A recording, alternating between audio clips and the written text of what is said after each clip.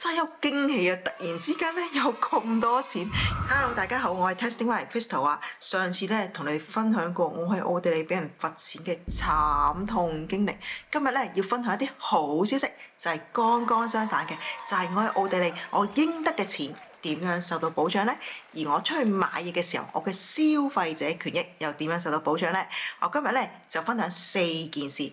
頭嗰3件咧就係我自己身上面發生嘅。第一件事咧就係關於政府嘅資助，第二件事咧就係關於買車飛，第3件事咧就係關於購物啦。我近排買咗個新嘅眼鏡，會同你分享下。而第4件事咧就係發生喺我朋友身上嘅，就係關於電信商。咁就講下第一件事先，就係講政府嘅資助。喺奧地利咧，小朋友咧係可以攞到政府嘅資助嘅喎，就算好似我哋咁樣攞配額移民咧，都可以攞㗎。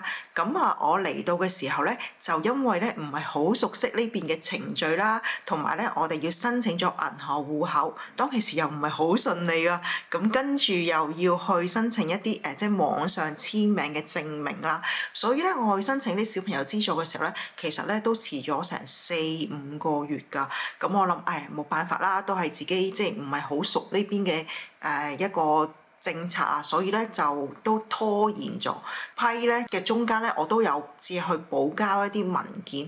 咁咧我諗住算啦，可能都係冇咗幾個月嘅資助啦。點不知咧批咗之後咧，佢派翻俾我嘅時候咧，佢係由我第一日落地搭完飛機落地嗰一日咧，佢係全部俾翻晒我咯，真係有驚喜啊！突然之間咧有咁多錢，因為一個小朋友咧都有成200幾歐一個月㗎，所以咧突然之間追翻咁多嘅錢咧，覺得好開心咯。跟住咧，其實喺上年嘅10月咧，我哋係要做一個 renew 㗎，因為我哋申請咗一張新嘅居留證啊嘛，咁當其時我都發生咗啲意外，咁大家可以去睇翻嘅。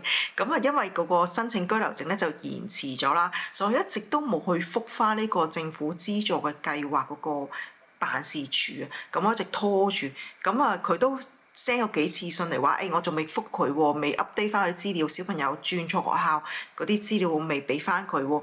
咁當我收到新嘅居留證之後咧，我就即刻覆翻佢啦。其實咧都遲咗幾個月㗎，佢又係咯，即係冇 cut 到我全部俾翻晒我咧，所以我覺得咧好有保障啊。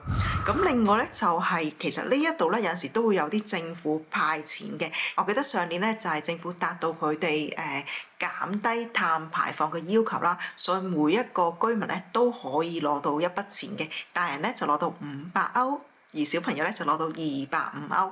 咁咧我係咧完全唔知道呢件事，因為其實我都唔會好留意呢度嘅新聞啦，因為始終德文都唔叻啊嘛，咁睇新聞要睇德文。咁咧但係佢就無情情咧就將啲錢咧入咗俾我，咁因為我本身有收開小朋友嘅資助啦，咁所以佢係知道晒我嘅 account 嘅，咁就入咗我一個大人啦，2個小朋友嘅錢咧就入咗俾我啦。咁而我老公因為係冇申請過任何資助噶嘛，咁所以佢係唔知道佢啲銀行啊嘅即係資料嘅。雖然遲咗，但係佢都係寄翻嗰張 check 俾佢嘅喎。咁所以咧係唔需要做任何嘅申請嘅喎，我覺得呢樣好好咯，因為咧都知道咧，其實喺香港都會派錢噶嘛，咁但係咧其實香港派錢咧係有啲複雜嘅咧，需要去完成一個即係申請嘅程序啊，有陣時又要登記你嘅八達通啊、銀行啊、支付寶啊咁樣，咁可能對於一啲唔係好熟悉程序嘅老人家就唔係咁方便咯。但係呢度唔使嘅喎，佢係自動咧就會將啲錢咧寄俾你，或者入翻落你個 account 裏邊㗎。我覺得咁樣即係對於我哋呢啲新移民咧係即係好 friendly 啊，同埋咧我哋應得嘅錢咧佢真係會俾翻我哋咯。跟住咧就講下呢個搭車啊，咁其實咧喺奧地利搭車咧真係好平嘅。通常喺度居民咧就會買翻年票啦，好似我2個女咧佢就係買學生嘅年票嘅，126歐咧就可以咧成個 Steiermark 咧都去晒任坐嘅全年。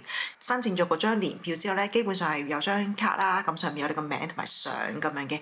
咁我個女咧有2次咧就衰啦，唔記得咗帶。咁開頭諗住唔記得帶會罰錢噶嘛，喺香港平時都係咁噶嘛，你買咗月票咧唔記得帶咧去查飛咧，你都係會罰錢噶嘛。但係都唔係噶喎，你話俾佢聽你唔記得咗帶咧，咁佢會登記翻你個名啦、你嘅住址啦、你父母個名啊，咁跟住又俾翻張即係收據你啦。咁嗰張收據有個編號嘅，翻到嚟我只係根據翻佢俾我個電郵地址啦，咁我將佢嗰個即係全年個飛咧就影翻相，咁跟住咧入翻佢個編號 send 翻個 email，咁佢就會取消咗你呢個罰款噶咯喎。咁提下大家，你呢度咧如果冇買車飛罰款咧都好金㗎，一次咧會罰50歐㗎，所以咧千祈唔可以唔買飛啊！但係如果你哋暑假嚟到奧地利玩咧，帶住個小朋友15歲以下咧，好多時暑假都會有呢個暑期優惠咧，小朋友係唔使錢㗎。所以如果你哋嚟呢度旅遊嘅話咧，可以即係問翻買飛個人係咪有呢個優惠，通常都有㗎。咁你哋就小朋友就唔需要買飛，係超抵。但係咧呢個優惠咧係唔包呢個 S 班，即係 OBB 去營運嘅一個火車服務啦。咁我之前咧就唔係好知道，我哋之前有 Tirol 搬過嚟呢度沙麥嘅時候咧，正正咧就係暑假，咁小朋友咧就唔可以買個優惠年票啊，因為咧嗰個優惠年票需要個學校嘅確認啊，咁撞啱暑假啦，所以咧小朋友搭車應該係唔使錢嘅。但係有一日咧，我哋就去比較遠啲，就諗住搭 S 班啦，快啲啊嘛。咁我哋上到車有人查飛咯喎，咁佢就話：你兩個小朋友冇買飛喎咁樣。跟住我話：咦，小朋友暑假唔係即係免費嘅咩？佢話係，不過咧就唔包 OBB 營運嘅 S 班嘅咁樣。咁我話：哎呀，咁我唔知道喎。咁咧佢都冇罰我哋錢嘅喎，就係叫我哋買翻飛就 OK 啦。咁我覺得好好咯，如果唔係罰錢咧，又冇咗成100歐噶啦。第三件事咧就係關於買嘢啦。咁我近排咧就買咗新眼鏡啊。咁呢個係漸進鏡嚟嘅，都幾貴㗎，成800幾歐㗎。原來咧，但係呢度買眼鏡咧，佢有保障嘅喎。原來佢每一副嘅即係 lens 咧，上邊係有啲字㗎，要用啲特別嘅儀器去睇啦。咁你會睇到其實你呢個 lens 嗰個質量係乜嘢，係邊一個牌子係睇到晒。所以你去買眼鏡咧就唔會俾人呃咯。因為有陣時咧喺香港咧，佢會話即係呢個咩非球體啊或者咩，其實你真係唔知佢用咗啲乜嘢㗎。但係咧呢度就唔會咯，呢度所有嘅鏡片咧都係會刻晒所有嘅資料喺上邊嘅。咁如果你去第二間眼鏡鋪咧，佢會睇得翻，咁所以就唔會俾人昆你嗰個眼鏡啦。咁我呢一副咧點解配得咁貴咧？係因為咧我其實之前咧喺香港咧都配過一個漸進鏡嘅。咁呢一個漸進鏡咧大家見到啦係好新，基本上係冇戴過嘅。呢副咧喺香港都配咗成5000港幣嘅。咁但係我點解冇戴過咧？因為其實佢戴起上嚟嘅時候，我喐個頭嘅時候咧，基本上一由呢邊轉去另外一邊咧，嗰啲景物咧就會浮嚟浮去啊。根本就係戴唔到。咁我就講翻呢件事俾嗰個我喺度配眼鏡嗰個視光師聽啦。咁佢就會建議我配一個比較貴啲嘅鏡片。咁佢個睇嘅範圍咧就可以廣啲，就唔會話一換個頭咧就啲景物就會轉嚟轉去。咁我就好驚啊，因為我覺得800幾歐都好貴㗎喎。咁我如果係唔啱戴咁點算啊？咁佢就同我講如果我真係有問題咧，就可以攞翻去退翻錢嘅。咁我覺得好安心。咁我於是咧就配咗啦。咁如果大家有睇我前嗰幾個video 嘅話，發現其實我之前個副咧唔係咁㗎。咁我之前個副咧就係一個粗框嘅眼鏡。咁我都知係我自己衰嘅。我自己個鼻咧好鬼矮㗎嘛，我仲去揀一副咧係即係冇啲鼻托嘅眼鏡，咁於是咧就戴得好唔舒服，佢貼住我塊面好辛苦，咁我就攞翻去同佢講啦，咁佢就幫我加咗膠鼻托上面，咁但係都唔係好得咯，咁我真係要換嗰一副，咁佢咧真係幫我換喎，而呢個框咧係平咗嘅，其實平咗18歐咯，咁平時喺香港嘅經驗咧。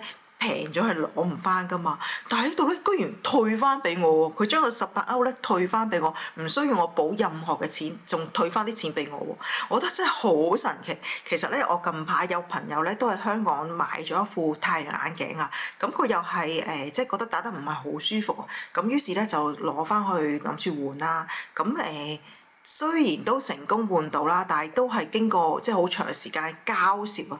而佢揀嗰個新嘅眼鏡嘅時候咧，咁係平咗。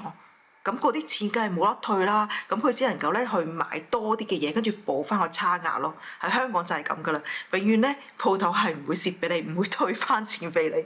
我呢一副都係㗎，其實咧我有同佢講話我好唔舒服啊，咁但係佢都係叫我即係你要習慣下啊，冇辦法啊，咁到最後咧，我都係呢副真係籠底咯，就冇戴過。咁第四件事咧就發生喺我朋友身上嘅。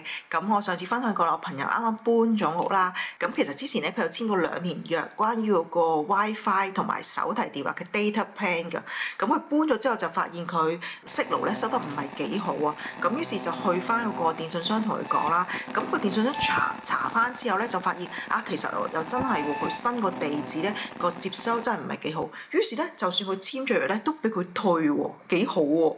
咁跟住佢就去另外一間電信商去 register 啦。咁我另外一間就唔係好清楚啦。佢就話啊，其實你個 plan 咧係有約嘅喎，咁係唔可以換嘅喎。咁我朋友就同佢講啦，話其實之前都有同即係舊個電信商有傾過，咁新個電信商幫佢打電話去舊個電信商喎，咁就問清楚啊。